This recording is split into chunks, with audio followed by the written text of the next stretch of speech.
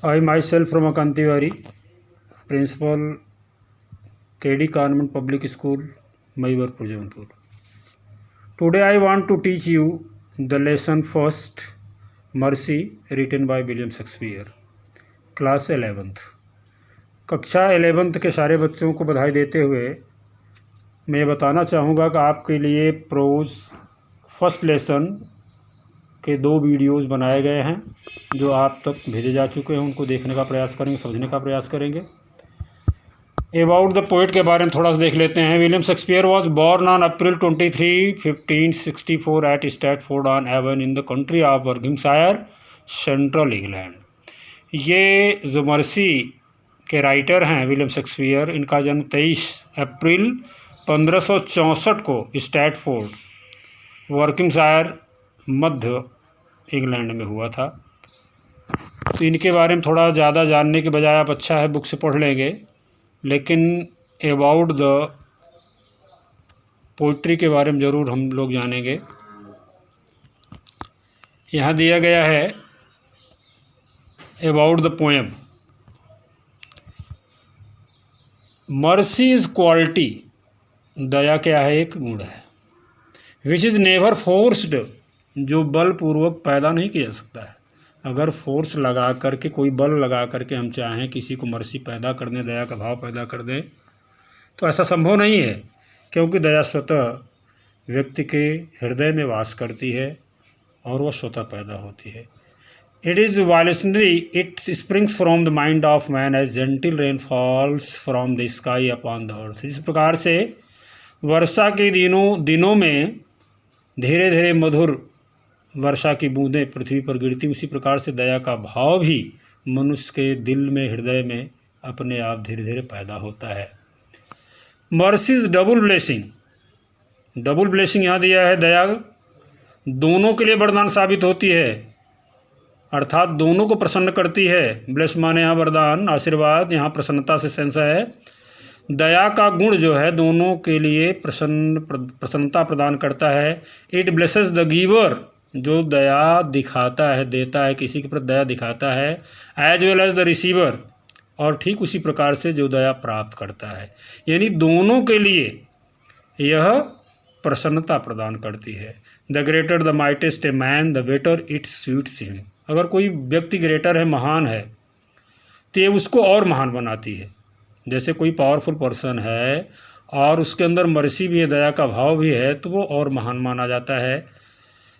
Mercy is not a matter of power और position. Mercy जो है किसी के शक्ति और स्थिति यानी पोजीशन का मैटर नहीं है। फियर और फोर्स, भय अथवा शक्ति का प्रतीक नहीं है। मर्सी इज समथिंग डिवाइन, ये तो एक दैवी गुण है। यह किसी शक्तिशाली व्यक्ति के डर अथवा ताकत का प्रतीक नहीं है, ये तो एक डिवाइन क्वालिटी है, दैवी गुण है। When kings and human beings temper justice with mercies they are nearest this divine attribute. Attribute means here गुण। जब कोई राजा या कोई साधारण व्यक्ति न्याय के साथ दया दोनों को समाहित कर लेता अपने जीवन में, तो ये एक डिवाइन एट्रीब्यूट बन जाता है, दैवी गुण बन जाता है। तो दया का गुण जो है ये बलपूर्वक पैदा नहीं किया जाता है। आइए चलते हैं टॉपिक पर। टॉपिक से पहले थोड़ा आपको बताने का हम प्रयास करेंगे कि मर्सी लिया कहाँ से गया है। अप्रिसिएशन थोड़ा देख लेते हैं।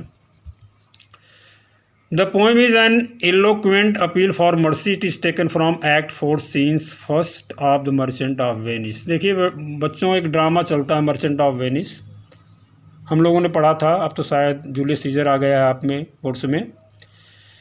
तो मर्चेंट ऑफ वेनिस में एक साइलाक यहूदी है जो एंटानियो, एक क्रिश्चियन है, उसको धन दे देता है और धन देने के साथ एक एग्रीमेंट कराता है कि अगर आप अपना समय से धन अदा नहीं कर पाते हैं तो आपको 1 पाउंड मांस अपने शरीर से देना पड़ेगा। ज़रा ध्यान सुनिए, इस तरह से एग्रीमेंट होता है। It is taken from act 4, दिया गया है 4th एक्ट से, मर्चेंट ऑफ वेनिस से लिया गया है, जो फेमस ट्रेजिक कॉमेडी है, यानी दुख से भरी कॉमेडी है। It portraits the most thrilling and exciting court scenes of the play. यह जो एक्ट 4 है ये सबसे एक्साइटिंग सीन है पूरे ड्रामा की। Shylock the Jew lends money to Antonio the Christian. ये लेंड्स मतलब उधार देता है, जो यहूदी है साइलाक किसको देता है, एंटानियो को, जो क्रिश्चियन है। व्हेन एंटानियो फेल्स टू पे the money back in time, जब एंटानियो फेल हो जाता, असफल हो जाता है अपना धन सही समय से वापस करने के लिए, Shylock sues Antonio in the court of law, तो साइलाक क्या करता है, उसको कोर्ट बुला लेता है। बेसानियो इज एंटानियोस फ्रेंड, बेसानियो जो है एंटानियो का फ्रेंड है, मित्र है। His wife Portia disguised as a doctor of law, और उसकी पत्नी जो है डॉक्टर ऑफ लॉ मतलब एक वकील, एक एडवोकेट का पेशे में जुड़ी हुई है, वकील थी वो। Appears in the court on the behalf of Antonio, Antonio की तरफ से वो कोर्ट में आती है। She tries to change Shylock's by an appeal, वह साइलाक के माइंड को चेंज करने के, बदलने की कोशिश करती है, अपील देती है to his sense of mercy and humanity, वो दर्शाती है दया का गुण, मानवता का गुण दर्शाए। तो इस तरह से दया दिखाने के लिए इस एक्ट 4 में मर्चेंट ऑफ वेनिस से लिया गया यह जो है पोइटिक लाइन आपके लिए यहाँ पर आई है।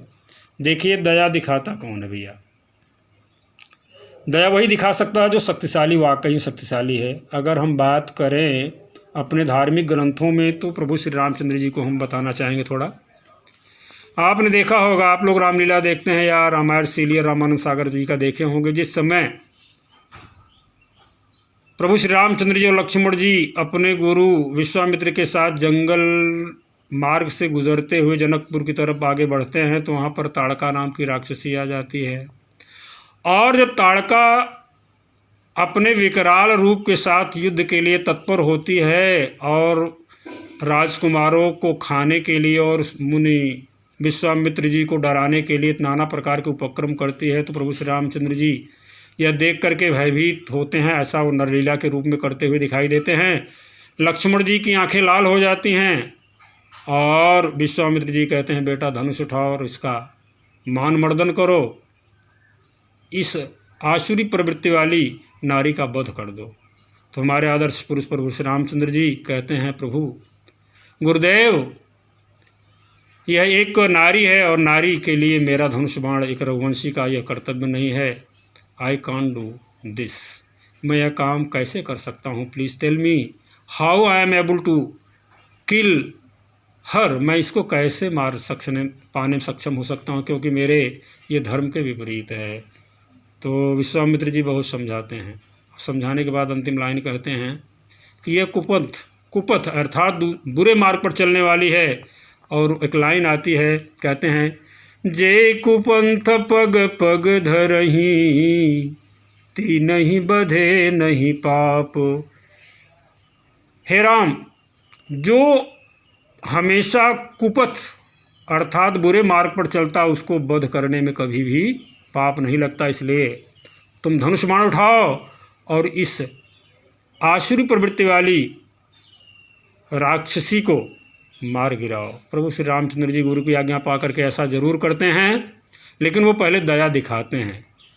महाबली बजरंगबली की कथा भी इससे जुड़ी हुई है। जब वो पहुंचते हैं लंका नगरी में तो लंकिनी आती है, वो भी नारी थी जो लंका की रक्षा करती थी और ब्रह्मा जी को उसे वरदान भी प्राप्त था।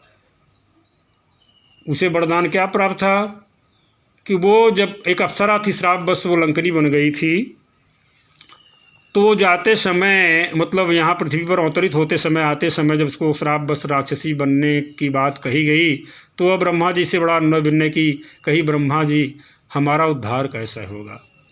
तो उन्होंने बताया था त्रेता युग में जो प्रभु श्री रामचंद्र जी जगत जननी माँ सीता और अपने भ्राता लक्ष्मण सहित वन गमन पर चलेंगे तो रावण द्वारा जगत जननी सीता जी का हरण होगा।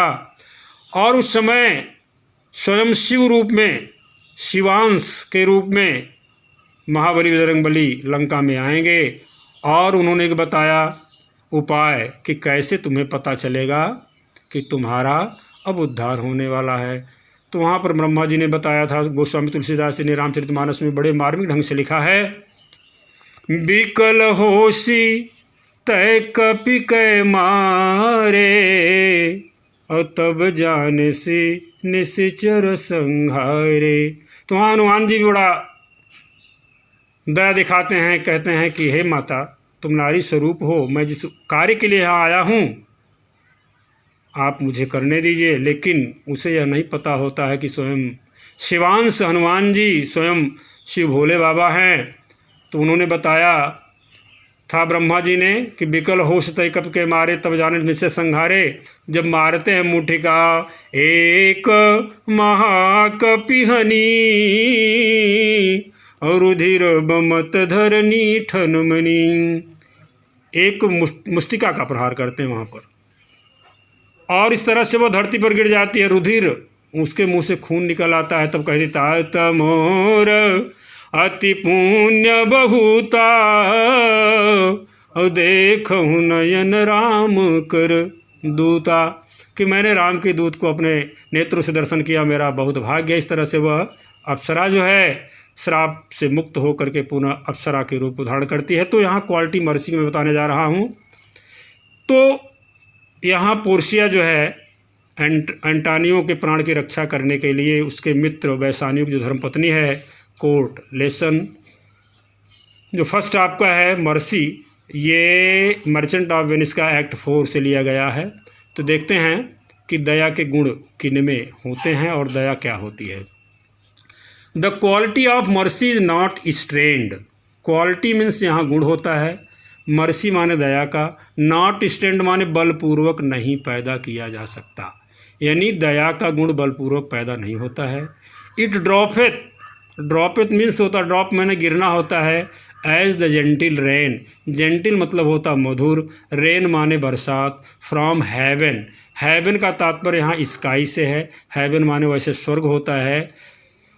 दया का गुण बलपूर्वक पैदा नहीं किया जाता है। It droppeth as gentle rain from heaven, जिस प्रकार से आसमान से मधुर वर्षा नीचे को ड्रॉपेथ माने गिरती है, कहाँ से गिरती है, upon the place Vineeth, Vineeth मतलब नीचे, प्लेस माने स्थान, जिस प्रकार से वर्षा की मधुर बूंदें आसमान से नीचे गिरती हैं उसी प्रकार से दया का गुण भी होता है, इसे बलपूर्वक पैदा नहीं किया जा सकता है।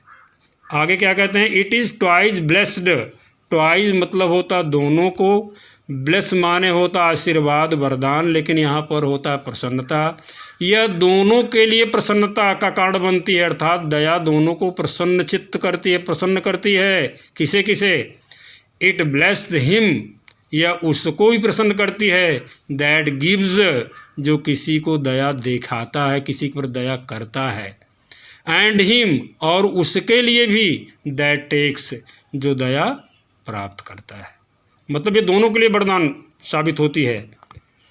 तो इसके साथ तो बच्चों थोड़ा ध्यान देंगे आप लोग, मैंने पहले भी प्रोज में भी बताया था, जिस प्रकार से आप हिंदी में संदर्भ प्रसंग लिखते हैं उसी प्रकार से आपको अंग्रेजी में भी लिखना पड़ेगा। तो रेफरेंस लिखने के लिए आप दो तरीके से लिख सकते हैं, एक तो स्टैंजा करके और दूसरा लाइन्स करके। जैसे these lines have been taken from the lesson mercy written by William Shakespeare से, या this stanza has been taken लिखेंगे from the lesson mercy written by William Shakespeare, ये रेफरेंस हो गया। लेकिन यहाँ कॉन्टेक्स्ट में आप थोड़ा लिखेंगे, ब्रॉड अगर लिखते हैं तो इस तरह से लिखेंगे, इन this play the poet says that Antonio could not repay the डेब्ट ऑफ साइलाक इन टाइम, वो सही समय से नहीं अदा कर पाया था। हु वॉज ग्रीडी मर्चेंट, जो एक लालची मर्चेंट था, सो साइलाक वेंट टू द कोर्ट, इसलिए साइलाक कहाँ जाता है, कोर्ट में जाता है, मतलब न्यायालय में जाता है। Asked 1 pound flesh from the body of Antonio, Antonio के बॉडी से 1 फ्लैश पाउंड मांस की डिमांड करता है। As was dictated in the bond, जैसा कि बॉन्ड में डिक्टेटेड किया गया था, ऑलरेडी लिखा गया था। Portia on behalf of Antonio applied to Shylock to show mercy to Antonio, इस तरह से पोर्सिया जो है वो एंटोनियो पर दया दिखाने का बात करती है, but he did not melt, लेकिन वो मेल्ट यानी पिघलता नहीं है। ये आपका कॉन्टेस्ट बन जाएगा। अगर आप बहुत बड़ा नहीं लिख पाते हैं तो इस तरह से लिख भी सकते हैं, in this stanza Portia on behalf of Antonio applied to Shylock to show mercy to Antonio but he did not melt, ऐसा भी कर सकते हैं। अब एक्सप्लेनेशन कैसे लिखेंगे, Portia tells Shylock the quality of mercy. Portia जो है साइलाक से मर्सी की क्वालिटी बताती है, दया का गुण बताती है। She says that mercy is not sown under force but it is natural. It comes automatically like gentle rain. Mercy gives pleasure to all. The receiver as well as the giver of mercy gets joy. It is the most powerful quality of the most powerful people. तो second stanza पे आते हैं, 5वीं line पर। It is mightiest in the mightiest. यहाँ देखिए एक mightiest word आया है, दूसरा भी माइटेस्ट वर्ड आया है। तो पहला देखिए it is mightiest in the mightiest. यहाँ माइटेस्ट मतलब होता है सर्वशक्तिशाली गुण। इन द माइटेस्ट माने सर्वशक्तिशाली व्यक्ति। यह सर्वशक्तिशाली व्यक्ति का सर्वशक्तिशाली गुण है, यानी दया का भाव किसी सर्वशक्तिशाली व्यक्ति का सर्वशक्तिशाली गुण है, जैसा कि मैंने कथा में बताया हनुमान जी को और प्रभु श्री रामचंद्र जी को। आगे कहते हैं it becomes the throned monarch. Throned monarch मतलब राजगद्दी पर बैठा हुआ राजा। बेटर माने उससे अच्छा दैन हिज क्राउन। यह राज सिंहासन पर बैठे हुए राजा से भी अच्छी होती है, यानी दया का गुण राज सिंहासन पर बैठे हुए राजा से भी अच्छा होता है। हिज एक्सपेक्चर सोज। एक्सपेक्चर मन से यहाँ होता है राजदंड। सोज माने दर्शाता है राजदंड, यानी राजा का जो राजदंड होता है वो तलवार के रूप में हो, जिस भी रूप में हो। His sceptre shows the force of temporal power. उसका राजदंड सोज माने दर्शाता है, फोर्स माने ताकत, टेम्पोरल माने सांसारिक, पावर माने शक्ति का। एक राजा का राजदंड उसकी सांसारिक शक्तियों को दर्शाता है।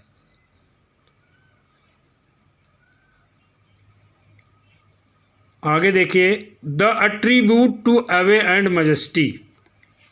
द एट्रीब्यूट, अवे माने होता भय, मजेस्टी माने राजसी सम्मान। इस तरह से फिर से देख लिए, दया सबसे शक्तिशाली व्यक्ति का सबसे शक्तिशाली लक्षण है। यह दया शासन करते हुए राजा उसके ताज शक्ति से अधिक अच्छी होती है। राजा की छड़ यानी राजदंड सांसारिक शक्ति का प्रतीक है। यह अत्यधिक भय था राजा के प्रति सम्मान का प्रतीक है। आगे कहते हैं where does sit the dread and fear of kings. इसी छड़ में, अर्थात वेयर इन मतलब इसी में, इसी राजदंड में, डज सीट, सिट माने बैठी रहती है, the dread and fear of king, जिसमें राजा का डर समाया रहता है। पूरा देख लीजिए, दया सबसे शक्तिशाली मनुष्य का सबसे शक्तिशाली लक्षण है। यह शासन करते हुए राजा एवं उसके राज शक्ति से अधिक अच्छी होती है। कहने का मतलब यह राजा के राजदंड से भी अच्छी होती है। और इस तरह से राजा की छड़ या तलवार सांसारिक शक्ति का प्रतीक है। यह अत्यधिक भय तथा राजा के प्रति सम्मान का प्रतीक है। इसी छड़ में राजा का आतंक अथवा भय समाया रहता है।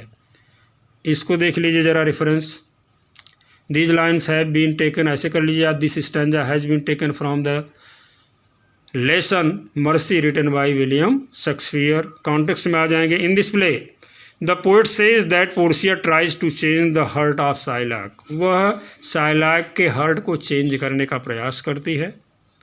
By an appeal to his sense of mercy, किसके सेंस ऑफ मर्सी यानी दया का सेंस रखते हुए।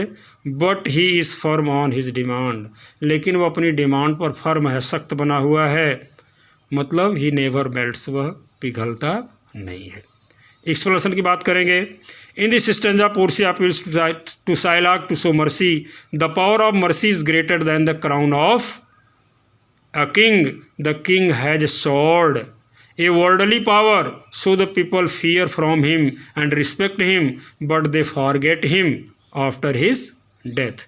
डरते थे जीवन भर राजा से, जब तक राजा का जीवन है, लेकिन जब मर जाता है राजा को भूल जाते, क्योंकि वो दया का गुण अगर नहीं रखता है तो। अगर दयावान कोई राजा है तो निश्चित रूप से वह अमर बन जाता है, उसको लोग मरने के बाद भी याद करते। इट मेक्स हिम इमॉर्टल, उसको इमॉर्टल यानी अमरत्व प्रदान करता है। कब?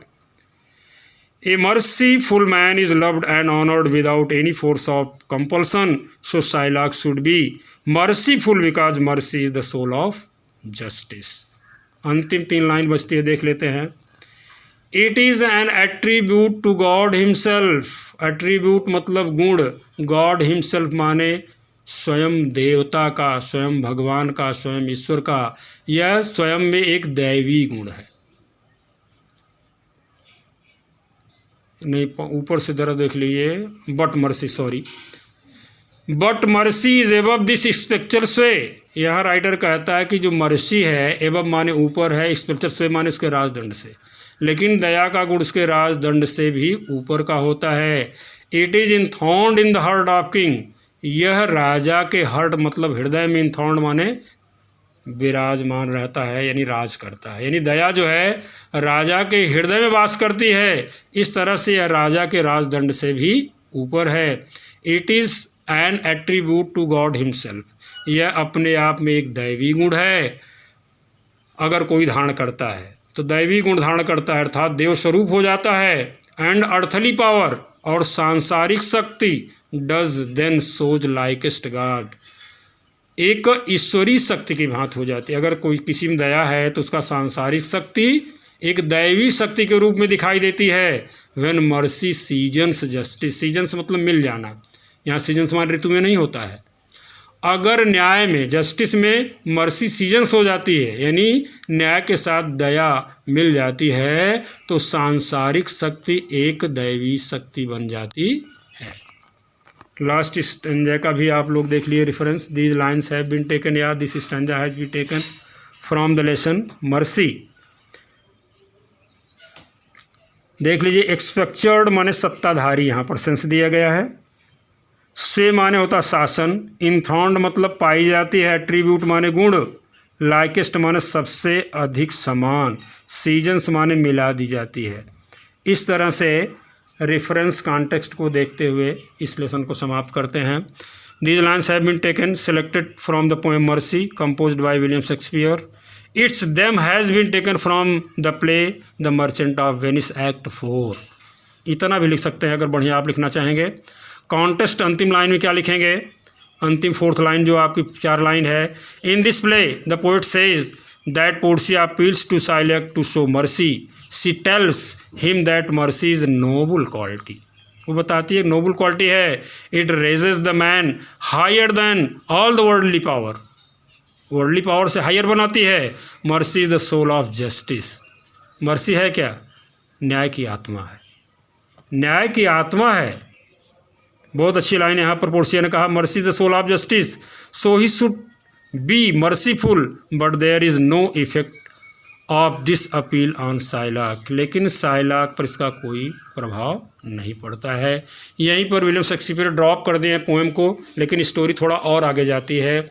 जब इस तरह से साइलाक डिनाई कर देता है कि अपनी शर्त के अनुरूप वह मांस लेकर के ही रहेगा, तो आइए यहाँ पर थोड़ी एक लाइन बताते हैं कि एक एडवोकेट का माइंड क्या होता है।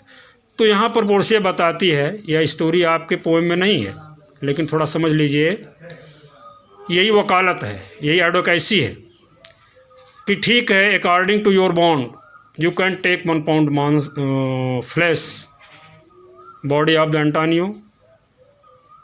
आप ले सकते हैं 1 pound मांस ले लीजिए, लेकिन 1 बूंद खून नहीं गिरना चाहिए। अगर खून गिरता है तो निश्चित रूप से आपको दंड मिलेगा। इस कोर्ट में यह चैलेंज करती हूँ, यह चुनौती देती हूँ कि आप अपने बॉन्ड से अगर हट करके कोई हानि पहुँचाते हैं तो इसका खामियाजा आपको भुगतना पड़ेगा।